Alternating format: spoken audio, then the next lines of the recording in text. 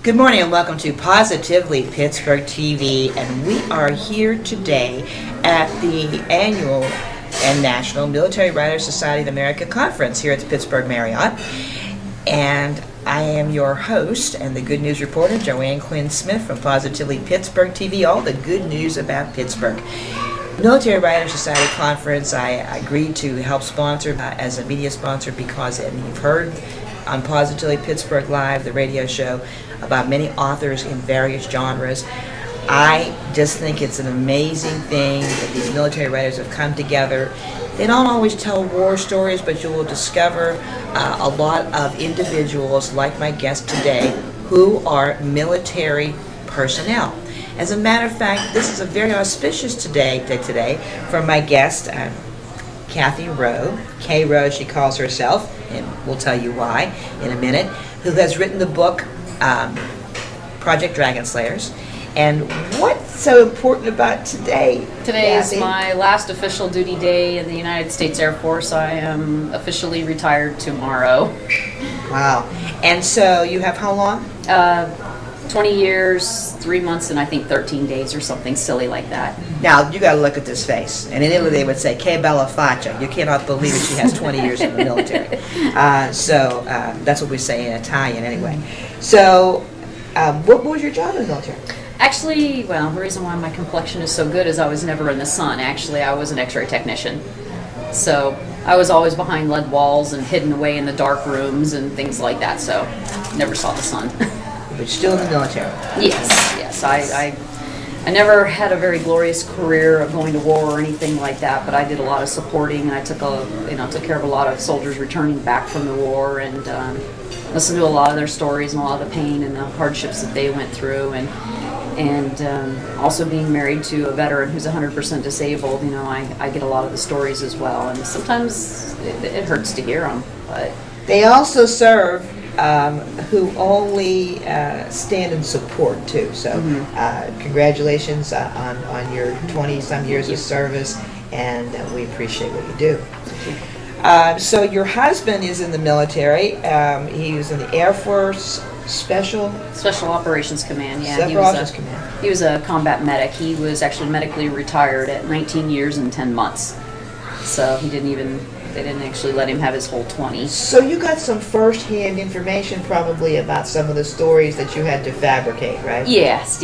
Any questions I had on weapons systems or anything like that, I was like, hey honey, can you help me? And of course, and then he'd tell me a lot of stories, and I would take what he gave me, turn it around, and try and put it to what I was working on and see if I could use the angle that he was telling me of the story and make it work for my characters.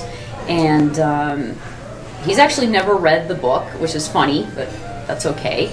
But there's actually a lot of him in it, and he just doesn't realize it, because I kind of blend a lot of his personality and a lot of the things that have happened to him into a lot of the different characters. So, that sounds great. So your research was living with you? Pretty much. So I have had first-hand witness of nightmares, flashbacks, a lot of things that have happened I have seen with my very own eyes, or had to help talk him out of a situation. Like I came home from one day and he was in the basement, because we used to live near Fort Dix, where there was a lot of training and gunfire and things going on, and he had a flashback, and we was in the basement, and he was fully completed, kitted out in his military gear and ready to go to war, and he couldn't understand who was shooting at him. And I had to creep down to the basement and go, honey, it's okay. We live on Fort Dix. We're near there. They're just out shooting today. It's okay. It's okay. And it took him like 10 minutes before he finally completely came around to come out of the basement. One of the things you don't do in your book is sugarcoat post-traumatic stress disorder. No. And there are thousands of GIs from various wars in this country who really don't, sometimes we don't realize that's the big casualty, especially in modern wars, as we keep more people alive. I mean, my husband is considered 100% disabled. He walks fine, he talks fine, everything about him physically looks fine, but he suffers from severe post-traumatic, and he also has had traumatic brain injury. But he can't be employed because you know, if he has a flashback in the middle of something, or you know, he doesn't deal well in crowds, and there's a lot of stuff that people that don't have post-traumatic don't understand about people that do have it, and part of this does help give a little information. And actually there's more in this book series that the further I delve into it, the more I understand it and the more I actually bring it to the forefront. They say what you teach is what you learn the most about. So what you write, I'm sure it works the same way. Is there, tell me a reason why people should read your book. It's a really interesting story. It has many different threads to it, all the characters. In the beginning, it kind of starts out as a little bit of a black sheep story, that there's this collection of characters. The main character is Eagle Treg Besson, who is trying to put together a special forces team. Okay, it's a woman trying to do this, and so she's already got the deck stacked against her. And she's got the admiral that's in charge of her doesn't want her to succeed anyways. So he goes along, he sends her the worst men he can possibly find. Okay, so we don't want to tell the whole story, but there's this great segue into why K Rowe. The reason why I chose just to write under my first initial is because basically it's a gender bias. I find who is going to read a military thriller written by a woman, especially a very hardcore military thriller? I would. So that's because you're another woman. But most guys will pick it up and go, okay, they'll see Tom Clancy and go, oh, Tom Clancy, military thriller or science fiction or spy or whoever, you know. I just did it because it's like, well, who's going to take me seriously? Because there's action in here? Oh, there's action. There's a lot of guns, battles, fighting, shooting, a good amount of swearing. You know, I wrote it from a very pure military standpoint. From being in 20 years, I know how we all talk, and I can just listen to my husband. He's good at that. So great. So what can they buy?